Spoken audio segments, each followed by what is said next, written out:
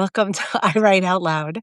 I'm Dana Dubois. I'm so happy to see you all here, and I apologize for the late start. I'm a little flustered, as you can probably hear. It's been a very busy afternoon. Mundane things, dentist appointment, call with the financial aid office at the college my daughter wants to go to. And that final one was running late. So that was why I pushed this to 10 after the hour, just so that I would make sure uh, I would get here. So hello, welcome, welcome. I'm so excited to see you all here. Kira's excited too, because she knows it's time for the nature nah. It's really sunny here in Seattle, so I feel like I'm kind of like lit up, even though I've got the blinds down on my window. Um, let's all watch Kira take her treat while we wait for folks to join. That's a good dog. I'm glad you're listening to hardcore music. You ready, Grandma?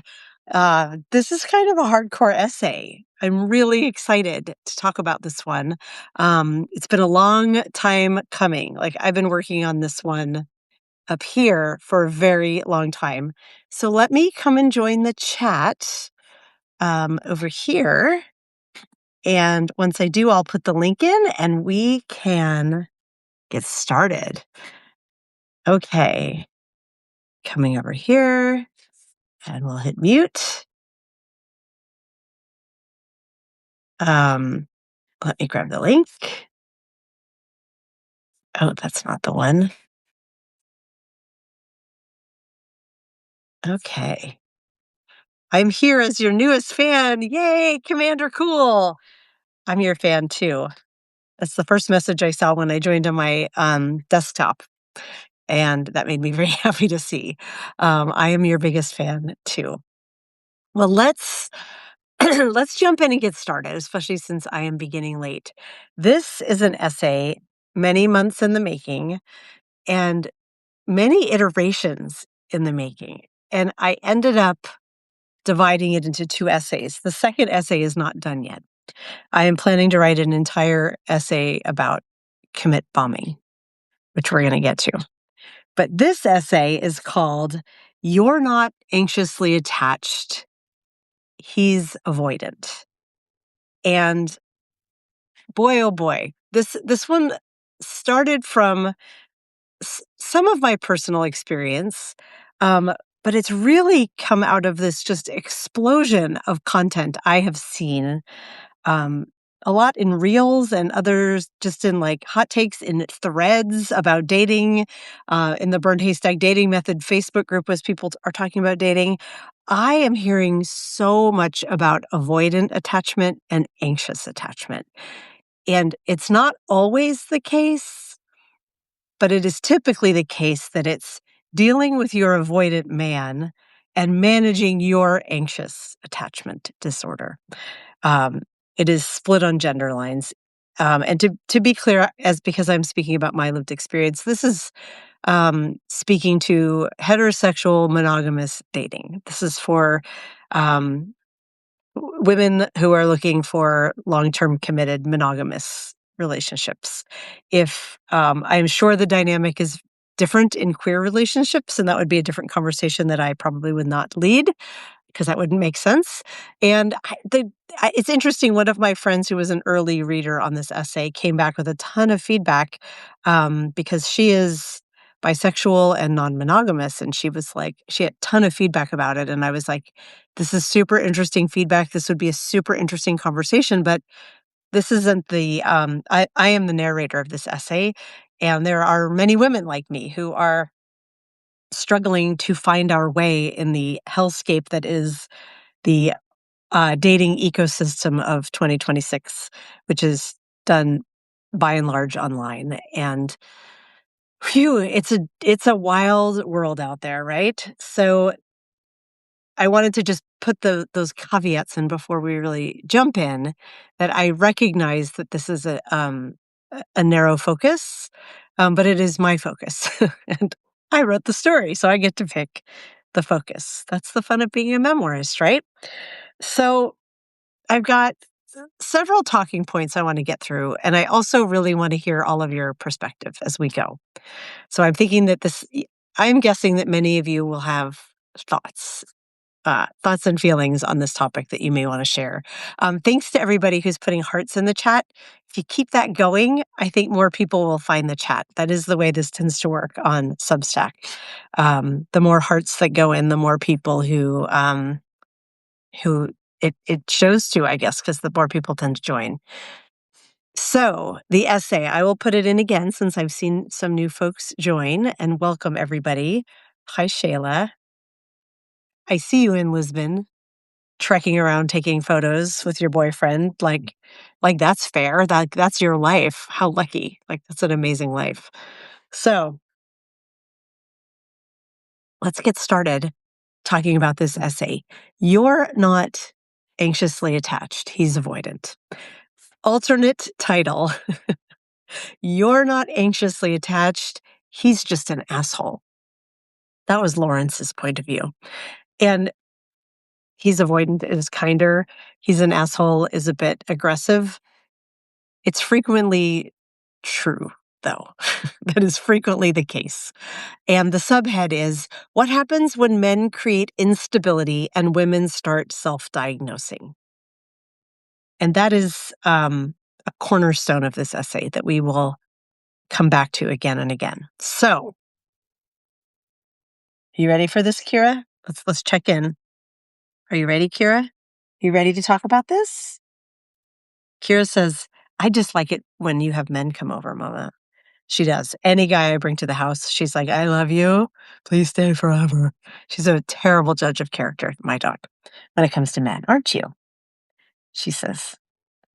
She may need another TREAT. Let's see how long we can go without giving her a second one. So, you're not anxiously attached. He's avoidant. We're going to jump right in. I'm just realizing I didn't give my whole, this is I Write Out Loud, and this is my home for creative nonfiction on Substack. We'll do that at the end. I think most of you here know who I am and what's happening. So let's just jump in. As I said, I have seen these terms, avoidant attachment and anxious attachment, bandied about the internet by every influencer from here to there.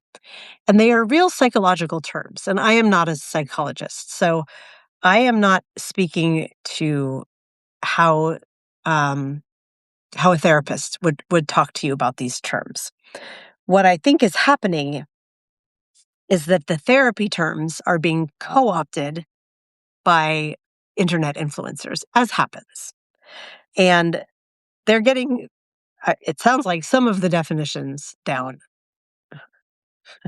They're getting some of the definitions down well, but they're extrapolating and also simplifying what these things are a bit. And that's what my essay is going to dive into, because I keep seeing these think pieces, and they were probably hitting me because I probably clicked the first one initially because I had a relationship that ended a few months back, and the man I was involved with actually had the book about attachment disorder on his nightstand, and we spoke about it really early on. And he was like, "I don't know what my attachment style is." Spoiler alert: very avoidant. But he was one of the first men I've dated who spoke to me about my anxious attachment, and I was really anxious when I was dating him. And well, I shouldn't say I was really anxious. There was a lot of anxiety involved in dating him. And since then, I have seen so much content on this, and it just wasn't sitting with me well. Like, I'm clapping a lot today, like a little seal. I'm not sure why. It wasn't sitting with me well. And when that happens, I look inward and I'm like, why is this rubbing me the wrong way? There are elements of this that are very true. This is an actual psychological framework. And I opened the essay with this statement from the first paragraph or the first section. I've grown increasingly uncomfortable watching women, smart, self-aware, emotionally capable women, absorb this label after dating men who are, by any reasonable measure, genuinely difficult to be close to. Men who disappear, men who will say one thing but do another, men who create exactly the conditions under which any sane person would feel anxious. right? And instead of addressing the behaviors, we're pointing at ourselves. And we're saying, oh, it's my anxious attachment. But is it really? So that's what this essay is examining. And I'm going to come back and review comments and questions and talk through them a little bit later in the live. Because for right now, I want to stick to the essay and talking points and keep going and not get too distracted. So um, I'm going to start with a term I come up with toward the end, because I already referenced it in my intro. And that term is commit bomb. And I'm saying it all excited because I coined this term, commit bomb. Hold on, I have actually a record of this in my Substack chat. I don't know how many of you check in with my personal chat, but a few weeks ago, as I was working on this essay, I was using the framing of, hold on. I was calling it the premature commitment gesture. And that is not a catchy expression, but that is what it is. It is a premature commitment gesture. And I asked folks for suggestions, and I got some funny ones: premature extrapolation, the pump fake, the profile smokers, the gallant gaslighting, the presumptive probers. Like, people came up with some funny names, but it wasn't something I thought would catch on. And this is something that I'm like, this could actually catch on. Like, let's make commit bomb. Let's try to make commit bomb happen. And it is, here's a little bit of tea that I would normally spill on Sunday, but it was Copilot that eventually named it, but it was Copilot as driven by a guy I'm seeing. So I thought that was rather funny that's who came up with commit bomb. I love this term because it's adjacent to love bomb in name and in practice. And the commit bomb needed a name because of how it differentiates from love bombing. Love bombing, as I understand it, as that's a term all over the internet now, and it just means when a guy comes on so hard and so fast. And it typically is done with gifts and attention. It's this just hyper performance of attention seeking and romance. A commit bomb is similar, but it is an overperformance, a premature gesture of commitment specifically. The man might not be love bombing you. You might not be getting the like, oh my God, I love you. You're so gorgeous. I'm going to send you flowers every day and take you out to lavish dinners and blah, blah, blah, blah, blah. It's different from love bombing. And it can feel quieter than love bombing. But it is a premature gesture of commitment. And I have had this happen a few times. And what the thing that went through my mind was this sense of like, wow, I've taken down my dating profile seems to become a new signal that's being that happens sometimes maturely and mutually agreed upon, and that's a lovely thing. That's how I have known it in the past. I had a guy show up before our first date and say, "I've already taken my profiles down. I know I want to date you." Like, he had already done it before the date. He said it to me on the first date, and I was like, wow. So we're going to be examining a lot of these ideas around avoidant attachment and anxious attachment. Um, and commit bomb is one of the mechanisms that avoidant men use um, that make securely attached women get anxious. So I'm speaking to that first. But the big thing is I just want to make commit bomb happen. I'm going to talk about it all the time now. So the essay begins with this idea of a matched set diagnosis, that the men are the avoidants and the women are the anxious ones. And these are the two tropes I keep seeing online. But what I'm really not seeing are people who are connecting the dots and stating how they are cause and effect, or at least yin and yang, right? They one is feeding the other. They are a system, they are not mutually they are not mutually exclusive of one another. So, um, why does it travel as a pair, and who benefits from the framing? So, I talk about this in the essay, for those of you who've read it, that we romanticize the avoidant man. Like we have, I mean, he's Heathcliff, he's Mr. Darcy in a more contemporary sense. He's every male lead on Bridgerton, right? He's hard to pin down. He's mysterious and romantic, but he's just looking for the right woman who will have the key to unlock him. That is very much how the avoidant attachment man gets messaged. It's romanticized. But the anxious attached woman, she also has been hurt many times, but it's not romanticized for her. It's pathologized. She's damaged. She's got baggage. She's a lot to handle. So that's one thing that's really rubbing me the wrong way about this. I'm referencing my own language here. Um, it's the same emotional history, but with a wildly different cultural narrative, right? And um, if you look at it this way, though, it's frustrated to see that the avoidant man, he's not broken, he's just guarded. But the anxious woman, she's damaged. She's not responding rationally. And we um to me, that's where the break happens in terms of the real psychology of these terms versus the dressing up of misogyny in therapeutic language. That's one of my concerns with this classification. I'm going to pause here because the next thing I'm going into, I think, is a little bit heady, and I want to see if there are comments here and stop and talk to you guys and check in.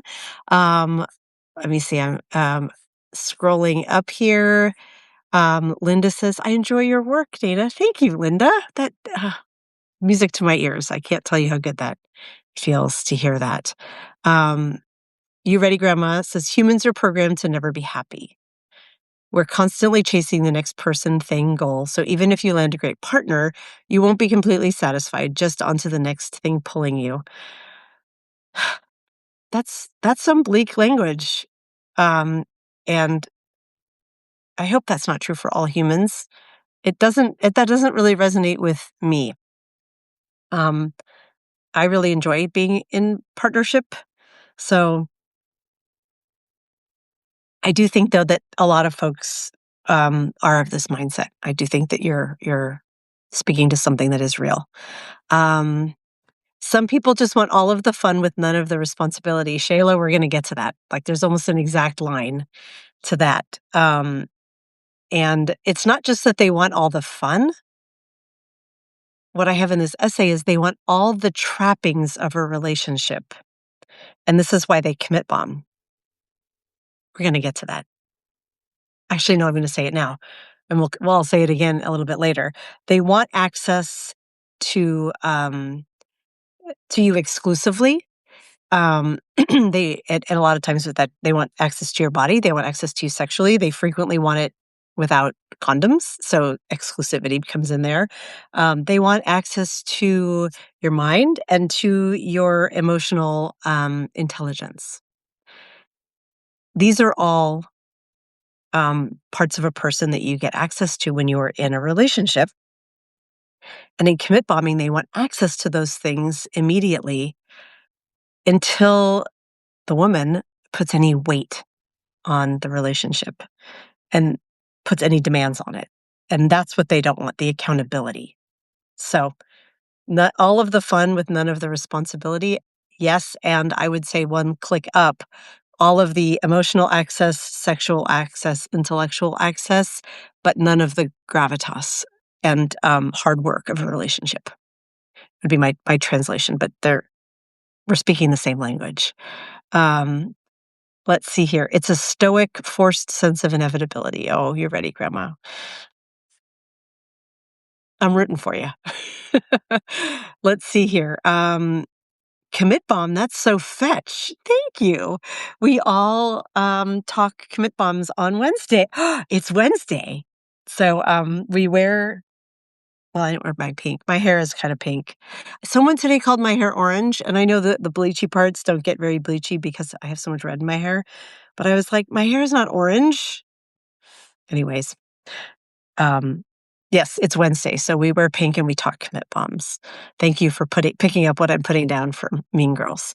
So I don't see any more questions. But I do see lots of folks joining. Hi, hi, hi. So here we are. We have this setup where men are avoidant, women are anxious. And the way we're talking about it culturally, we're romanticizing this avoidant, distant, stoic man, and we are pathologizing this needy, clingy woman. What we're not doing is noting that there's a system where there is a cause and effect in place, and that is a disservice.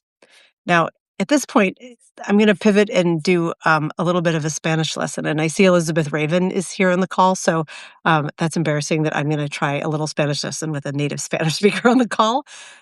But what this got me thinking about, weirdly, was something I learned in Spanish class.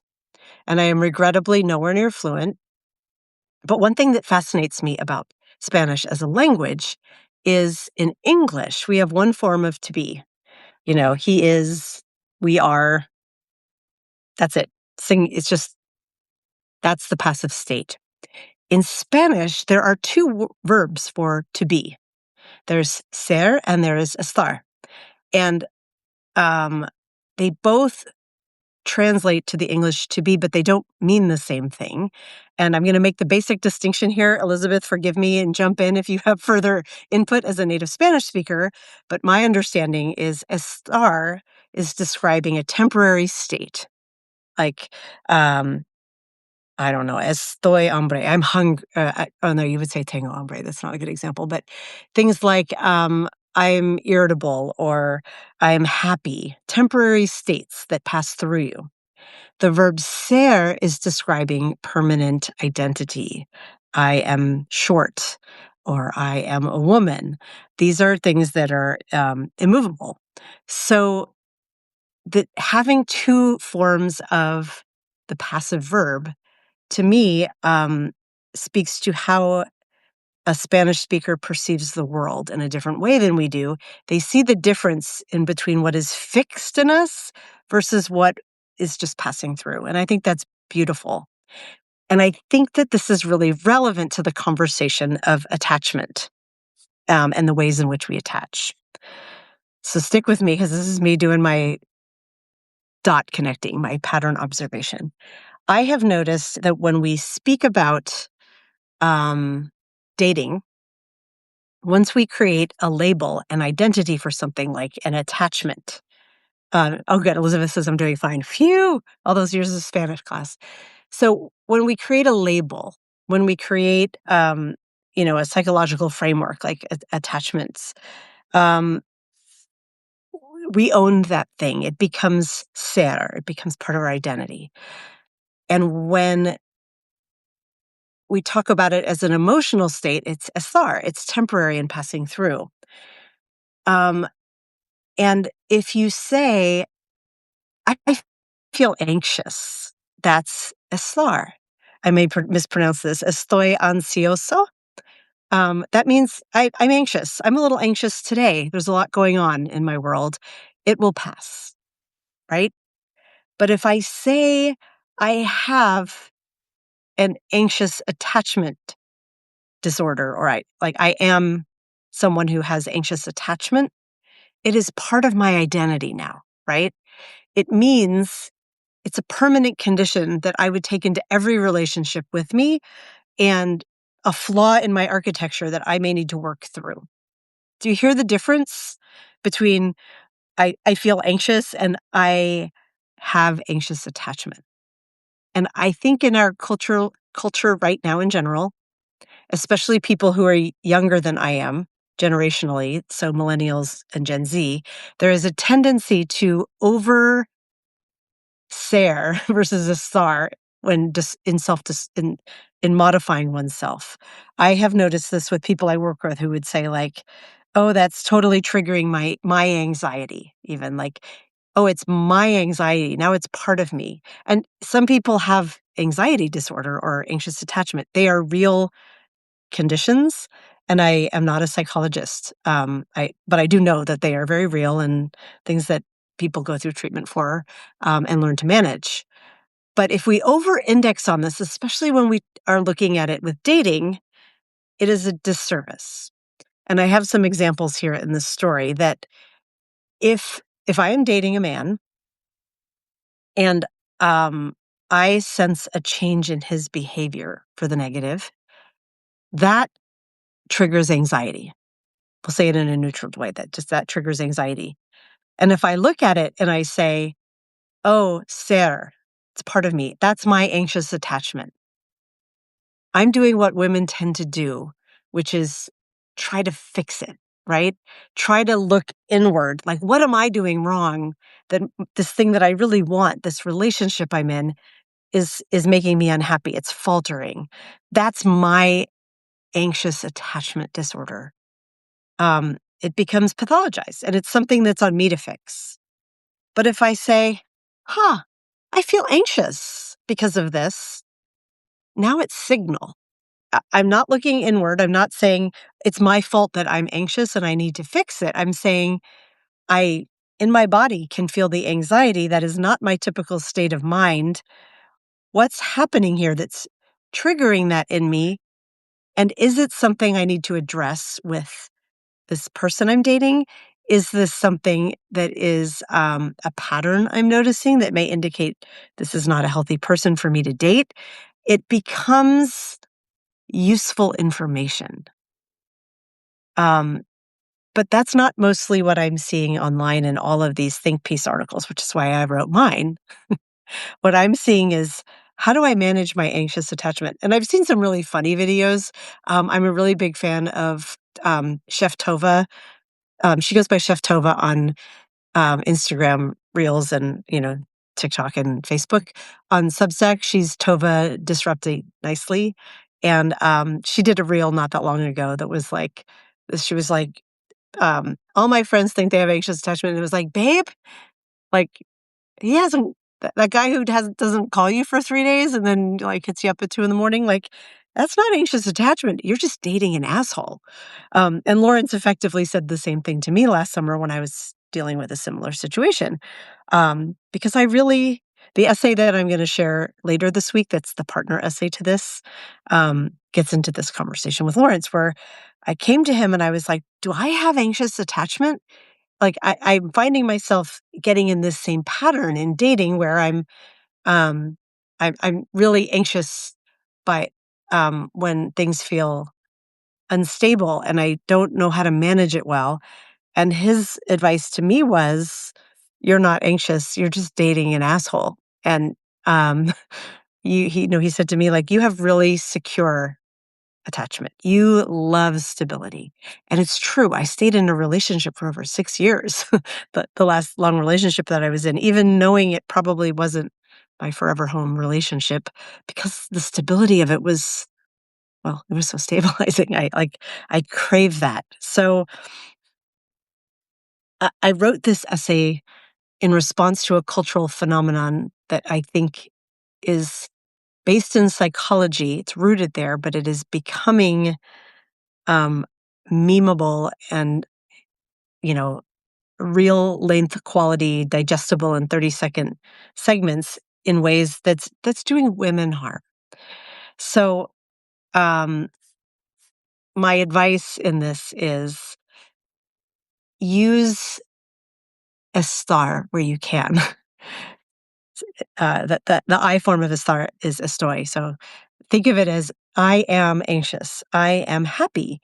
I am um, overstimulated. I am worried. Whatever it is you're feeling as you are, especially in early dating, it can be really hard to sort through what you're processing, especially when your emotions are high and you're kind of riding that like early giddy,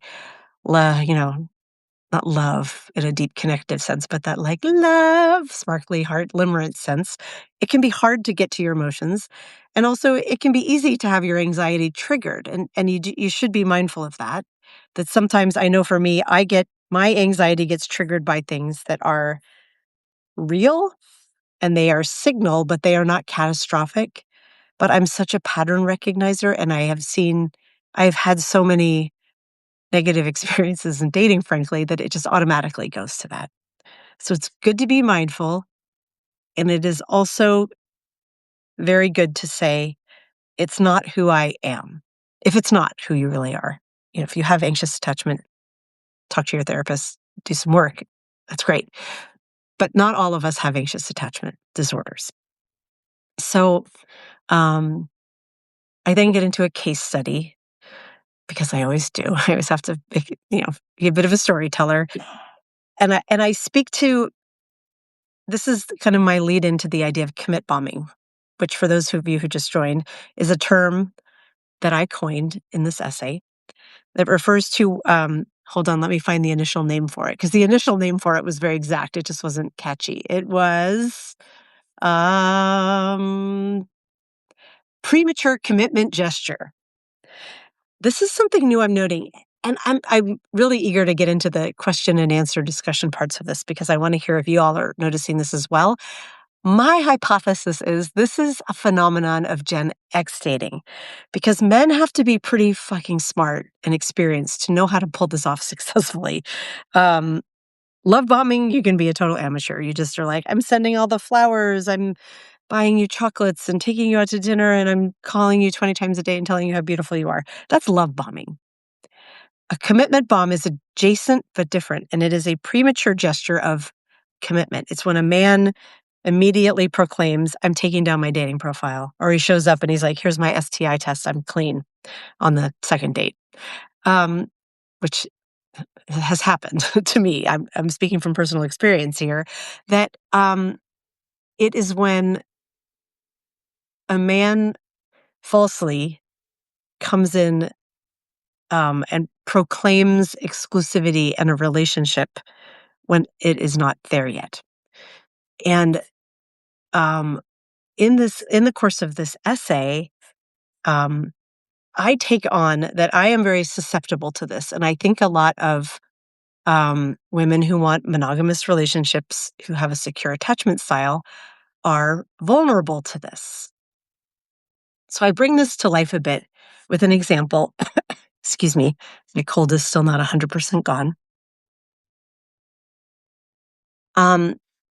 Of a man I dated, and we were on a very early date. It was actually the date where I don't know if I could, he's not 100% a commit bomb because we did date for several months.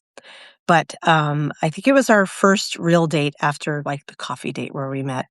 And on the court during this date, he had just these beautiful sparkly blue eyes, and he's just lit up where you know how it is, where there's that flow and that chemistry.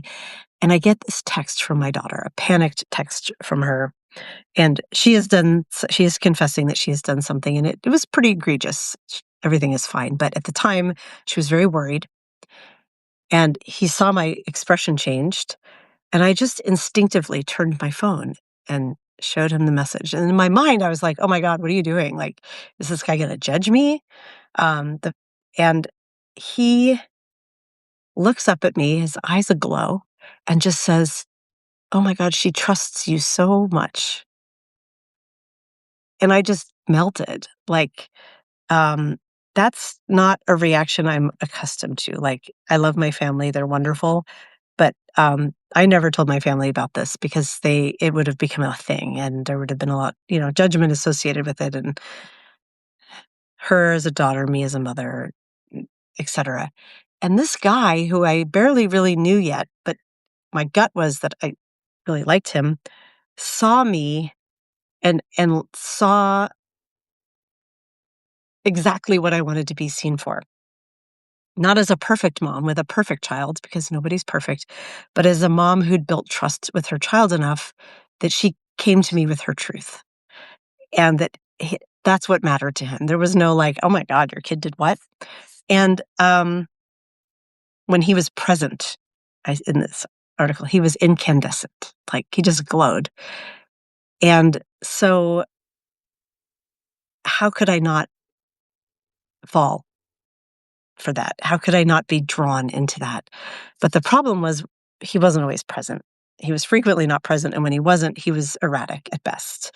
It was, and it was really destabilizing because, as an avoidant, there would be the moments when we connected where he was super present and things were wonderful, and then he would disappear and he would become erratic, and no amount of communication around like, um, these are my needs, and I don't think they were unreasonable needs, but they were like, I need to hear from you, at least daily. That's kind of a bare minimum for me in a in an exclusive relationship, right? Like, I'd feel like I shouldn't even have to say it. Like, you get to date me. Don't you want to talk to me every day? I'm fascinating. I find you fascinating. Like, it's the only way I know how to grow a relationship, especially because we're both parents. We have our obligations.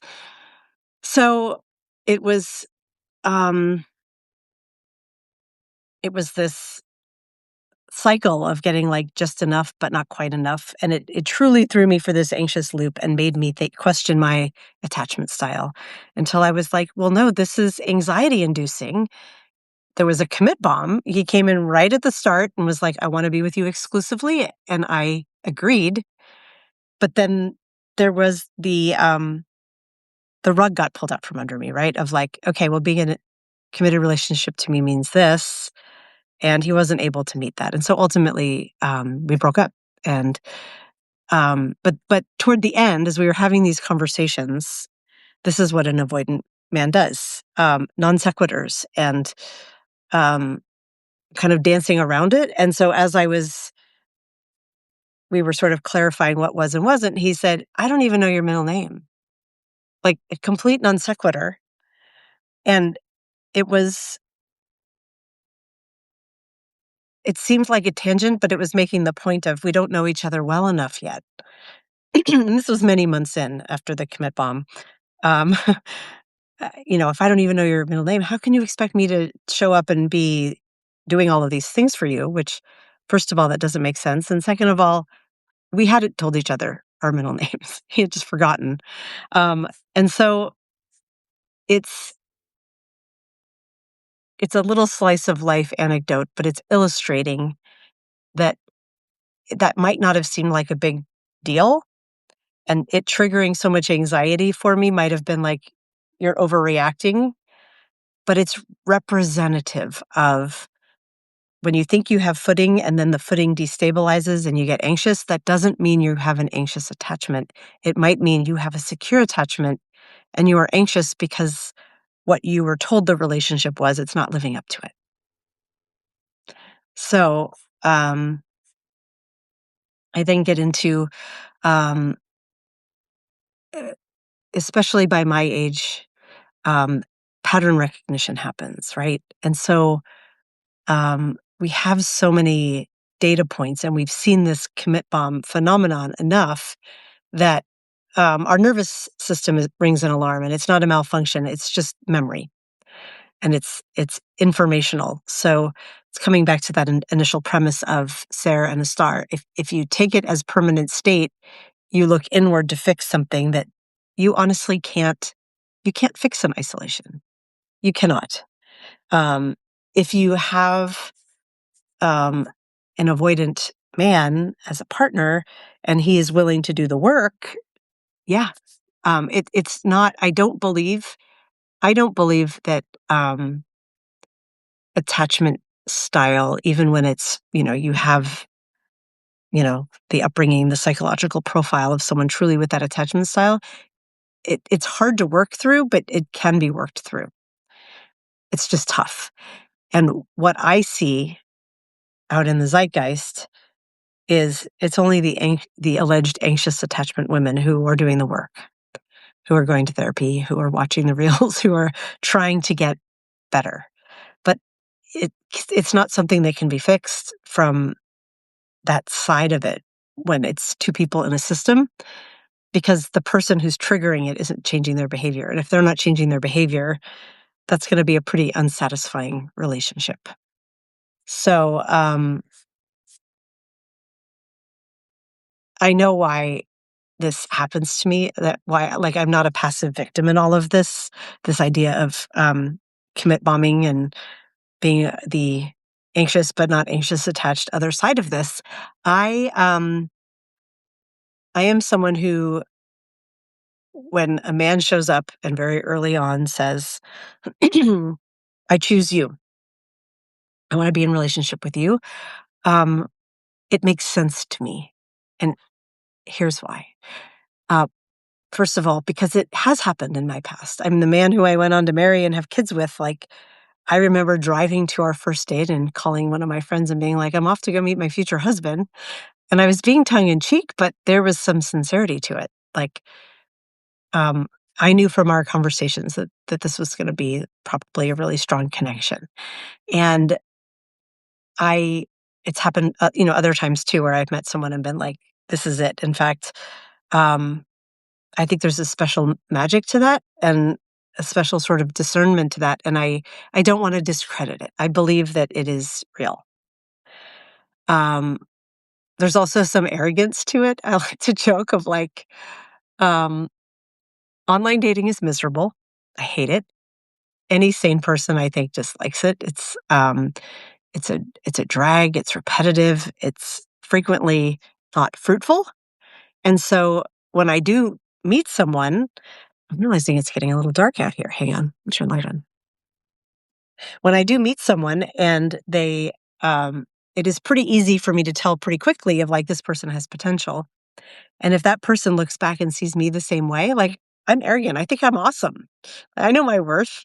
And so it makes sense to me when I see someone and I feel that way about them, that they would feel that way back. And sometimes it is real. But it now seems like it is a tactic to commit bomb. And it's kind of new to me. In the past, like thinking back like many years, like when I was much younger, I don't remember this phenomenon. This idea of a man showing up on the first date and being like, "I'm taking down all my dating profiles. We're going to be a thing." And then a couple weeks later having him poof. I do think this is a newer phenomenon. And maybe it is because in the past, we met more people through people, right? It wasn't as much online, although most everyone I've ever met and dated, it's always been through online dating. I don't know. I'm going to ask you all, have you, when it comes to a commit bomb, have you ever been commit bombed? Have you ever commit bombed someone else? Or do you know somebody who has been through a similar situation where, like, within, like, I'd say by the second date, someone is like, you know, rolling out the red carpet and it's just like, "This is it. You are the one for me." I'm really interested to hear if any of you are experiencing that. Um, the hardest part for me around this avoidant, anxious, commit bombing reality of dating that this essay is addressing, it's um it's not just heartache, which is, that's never fun, but like that's part of dating. Sometimes it doesn't work. It's the it's my fading ability to trust my gut, my intuition, that really does the harm. Um, and that's what erodes my confidence over time. It's not anxious attachment. It's not a flaw in my wiring.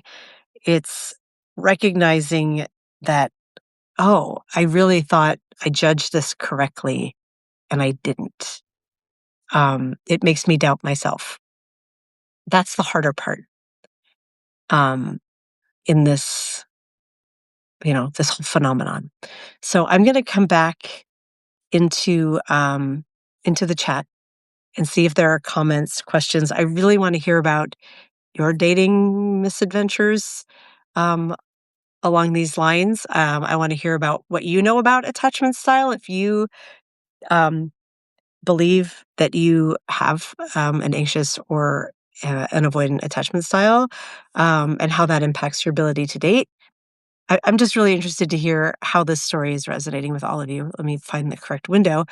Oh my gosh, look at all of the folks who have joined. This is so exciting. I don't see many comments though, other than Elizabeth verifying that I defined ser and a star correctly in Spanish, and that makes me very happy. Heather says, I love the distinction as a fellow linguist. Good. I don't, am I a linguist? I'll take it. I like to say word nerd, but I'll take linguist. That sounds far more formal. Other than that, I just see a whole bunch of folks have joined, but no comments. This is rather quiet for an I Write Out Loud chat. And that's okay. But if you do have thoughts, feelings, stories to share, I'll give it a minute or two if you all want to weigh in. I'm going to come back to my notes and see if I've lost anything here. I guess just in closing, if I had any advice to impart, the wisdom of the ages of having dated, I would say use anxiety as information, not diagnosis. Your nervous system is doing its job and it's letting you know something is off. Don't automatically just look inward and be like, I'm off and I need to fix it. Because we women, we're trained to do that. Be really mindful of the way that the person you're dating is making you feel. And if it's chronically anxious, try to get really grounded about the why, and as much as you can, communicate about it and see if you can mitigate it. And if you can't, it's probably not a great fit of a relationship, right? Yeah, a star, not Sarah. Look to anxiety and other emotions to be your guideposts in dating, not your disorder in moving through the world. It will serve you far better if you can do that. And I'm saying that as someone who this is something that is a lifelong challenge for me. And I joked about this with Lawrence that I'm like, most things in life, like the more you do them, the better you get at them, right? Practice makes perfect, et cetera, et cetera. When it comes to dating, I think I've said this before, but I'm going to say it again. When it comes to dating, I think it's an exception. I think you get better at it in your early stages of dating, and you can gain experience and skill and emotional skills. And then you hit a point where you get worse at it because you are because there's so many bad patterns that have established, and you see them again and again. Maybe it's because the dating ecosystem has devolved that it feels that way. But I like to think of myself as someone who has a bit of wisdom and is a pretty good judge of character. And I both have a lot of anxiety around dating and have been wrong and have had to doubt myself and have had to go through all the processes that are listed in this story, which is why I wrote it. So my new mantra is estar, not ser, especially when someone comes on hard and fast and early. I love the relationships that come with certainty at the beginning, but sometimes that certainty is not coming from a grounded place, and nothing can replace lived experience over time. That's truly the only way to know someone. There are no shortcuts. So those are my wise words. It does look like a few comments have come in, and I'm going to read these. Linnea says, I have an avoidant attachment style, and since I'm a woman, men don't like that. Yeah, avoidant attachment is hard in relationship because your instinct is to pull away, and that can trigger anxiety. And I know I'm making this a very gendered conversation where usually the man is avoidant. There are plenty of women who are avoidant. I'm avoidant about certain things, for sure. So if you do want to be in a relationship, it's just something to be aware of and to mitigate, to work on yourself, either individually or with a therapist to try to work through. Let's see. Lynette, I know you say you're wrapping up. Just wanted to pop in and say hi. Hi, Lynette. It's good to see you. Gilak, I hope I'm saying your name right. I'm a therapist. Awesome. And I do a lot of work with daters and find attachment theory super useful. People can learn to use dating as a path toward a secure attachment style. Lots of details, but one thought for now. A difference between securely attached and anxiously attached person is the secure person sees that the avoidant isn't meeting their needs and ends the relationship. Beautifully stated. And as the person who's had to do that, it's grueling. And yes, it is hard. It can be really hard. And I would love your input on this as a therapist. It's awesome that you're here. Um, it's really hard to know when it's something you think you can work with and discuss and try to manage and mitigate, like I said, versus when is it a relationship extinction event. And in the case of kind of the longest standing relationship that I've had in recent years, who with someone who was avoidant, when I did end it, it was like that. Like I just sort of snapped, and I'm not proud of that. But there were so many mindful conversations, and um, he really seemed to hear me, but the behavior never changed. And there was something rather crazy making of that about that of like, wow, we're communicating so well, and things would change until they didn't, right? So, any pointers you have for knowing when, as a secure attached person, oh, wow, now that's really bright. As a secure attached person, when it's time to say, okay, I can't anymore. Oh, you know what I'm realizing? It's not usually this bright here because this is a west facing window. It's getting towards sundown. Hi, everybody. Sorry it's so glary. Um, So let me see here. Uh, Gilak says again, the anxiously attached person will feel there's something wrong with them and will try to fix self and idealize the avoidant. 100%.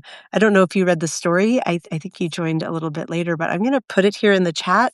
If you did read my story, I would love to hear if you think I got it right or if you have feedback for me. There's the link. But that's a lot of what I am saying in this of um, well, some of what I'm saying here is that I think these very useful psychological terms are being um,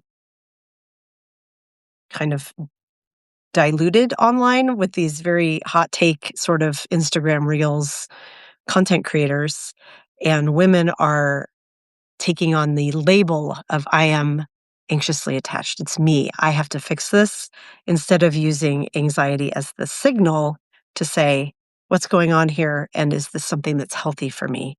Um, so that's the point of view of this story. Let's see, one more comment from our resident therapist. One way to test if the relationship is worth working on is to put out your needs clearly and consistently. And if he keeps not being able to respond to what you need, you have your answer.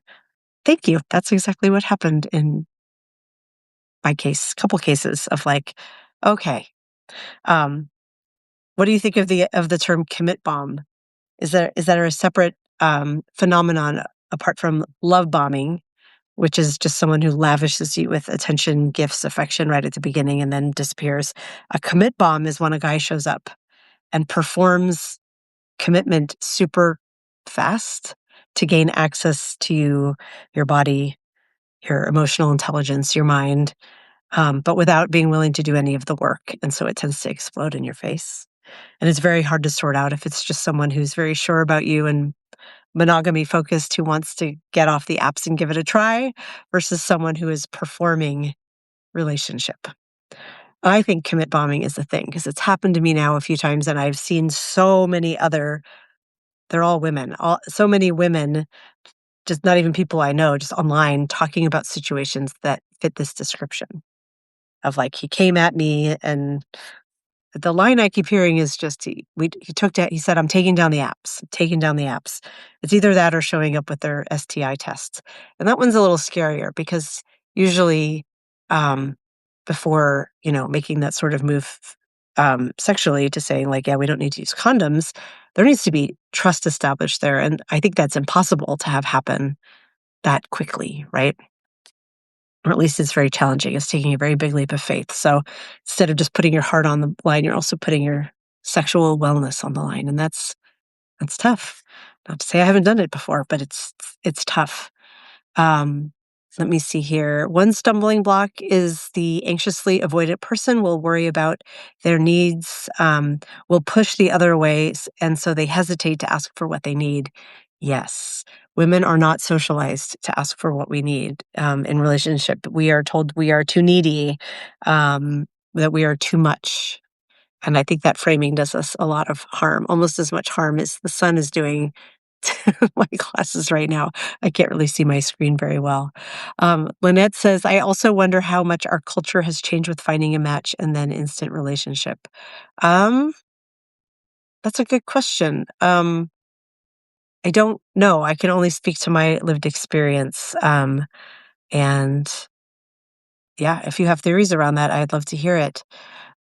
Gillick says, yeah, I see the commit bomb phenom. You can enjoy the compliment and hold it at a distance until there's a track record of trustworthy behavior. So if I were your client, here, let's just make this a therapy session. Say a man on our first or second date is like, I took down my apps. I really want to go for this. What would you advise?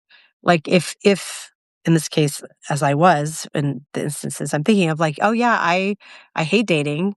I don't enjoy going on dating. I already really know I like this guy. The way we've been communicating has been really consistent and engaging, and I'm really attracted to him, and I would like to give this a go. How would you advise proceeding so one does not get commit bombed? Like, I have my own thoughts, but, I've been commit bombed. It's worked on me before. So I would love to hear your thoughts before we sign off. And if anyone else has questions about this, please feel free to jump in. Boy, I'm gonna try take oh, yeah, does that help? I don't know. My glasses are very glary with the west-facing sun. Um, I really need to set up a better podcasting area for light. This one is kind of a mess, isn't it? Um, but while we're waiting to see if we get a response, I will do the speech I didn't give at the beginning of this podcast that I usually do, which is I Write Out Loud is my home for creative nonfiction here on Substack. It is my audacious act in political times. Um, I have been writing memoir for about 3 years. I love storytelling. I love um, writing personal essays that connect the personal, the memoir, to broader cultural conversations. That is what I do. I do that on I Write Out Loud. I publish 2 stories per week, and I go live for each of those stories. So this one published yesterday, Tuesday, and then I have the live on Wednesday. I will share another story tomorrow, and then I will go live about that one Saturday morning. And the stories are both from my archive. I am building a home where all of my memoir writing lives, because right now it's all over the internet. And sometimes they are brand new stories, like this one today. And as I tell them, I am telling them in arcs. And so I haven't named this arc yet, really, but it is around, um, maybe it's just around early dating, like onboarding and dating, and what that looks like in midlife in 2026. So I'm really happy that you are all here. It's so honored to have people show up to talk about these stories that are both very personal to me and that I hope are opening up a broader cultural conversation. I am often writing essays because I see things out there, but I don't quite see them addressed the way I think about them. And I think today is a total example of that. If you enjoyed this essay, let me put it in the chat one more time. I would love if you would restack it or comment or like it. That helps signal to Substack that this is a story worth sharing. And I am very much trying to build my little home for memoir writing. I just started this in early February, so I'm almost at 2 months, and it's been wild to watch it grow. It's been so exciting. So if you would share it, comment, restack, especially Substack really looks to that, and it really helps get the word out. I would love if you would subscribe to Dana Dubois Writes, which is I Write Out Loud.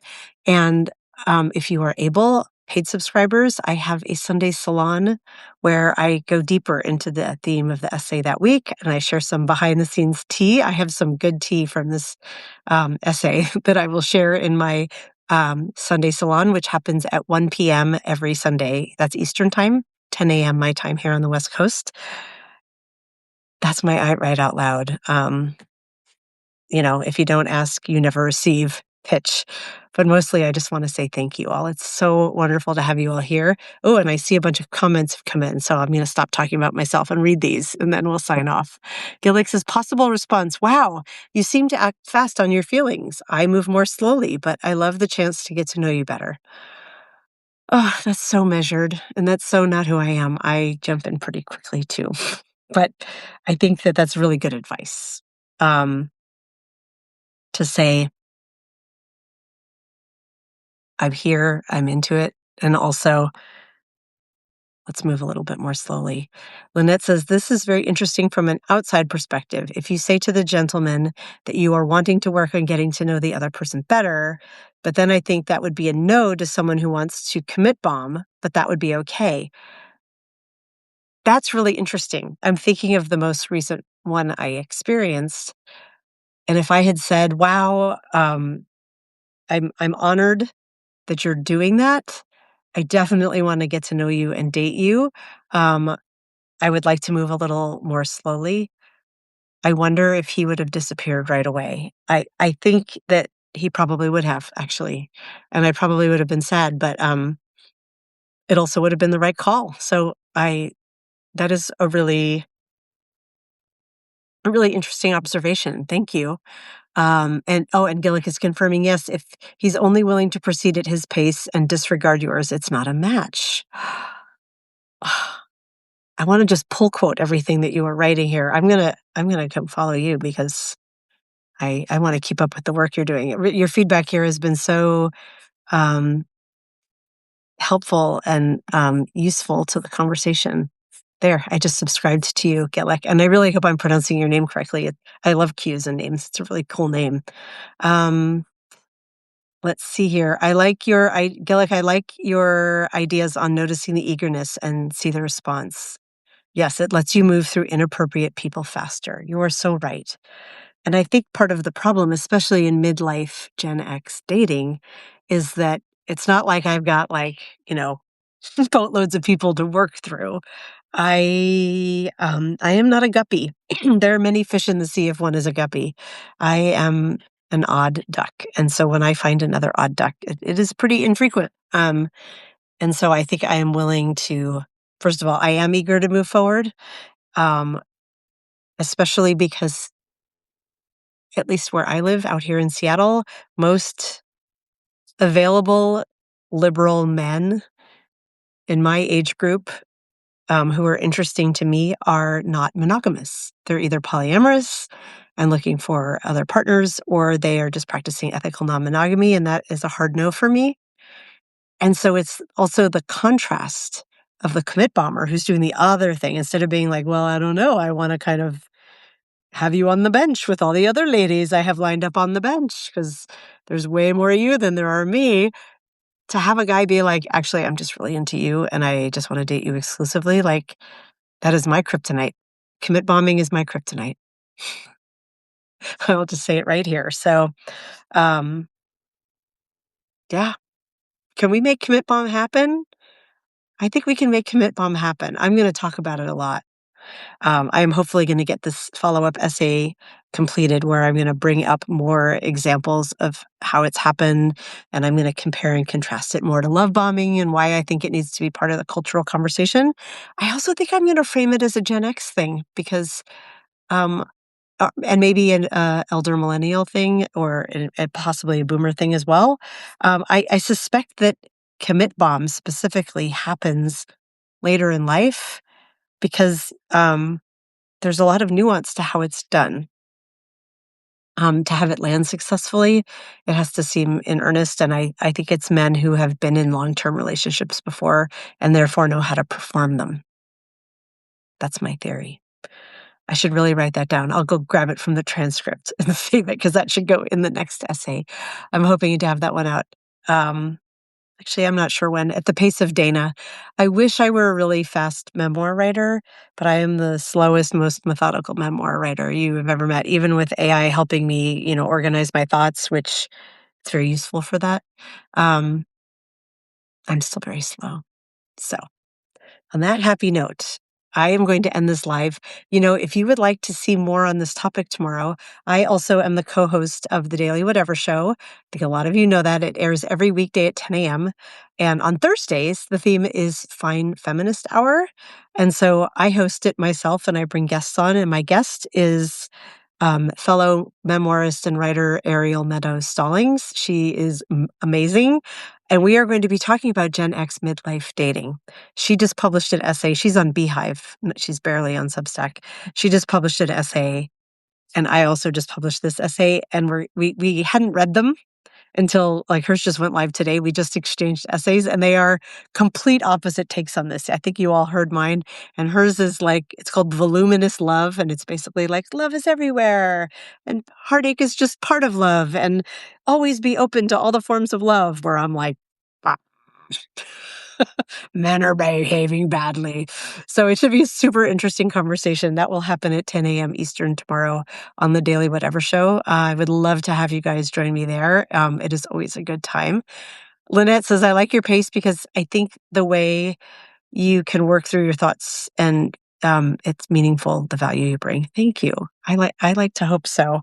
I feel like it's like birth. I say I've birthed an essay. Sometimes it almost feels like giving birth because it's so many different thoughts to bring together. I never just write hey, here are 3 reasons why I think you should blah. I should probably try writing some essays like that. But I would be like, but wait a minute, I've got these 6 other cultural observations I want to weave in, and maybe some Spanish lessons to weave in as well.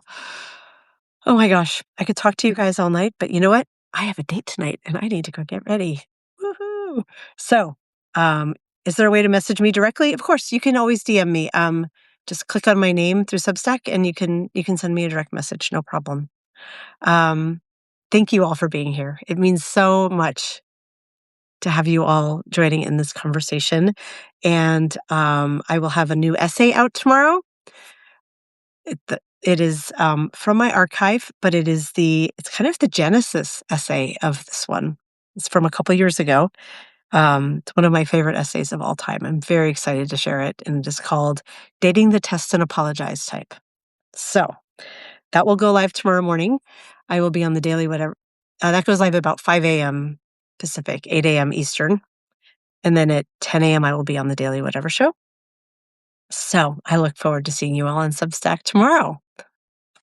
Love you, mean it. Bye, everybody.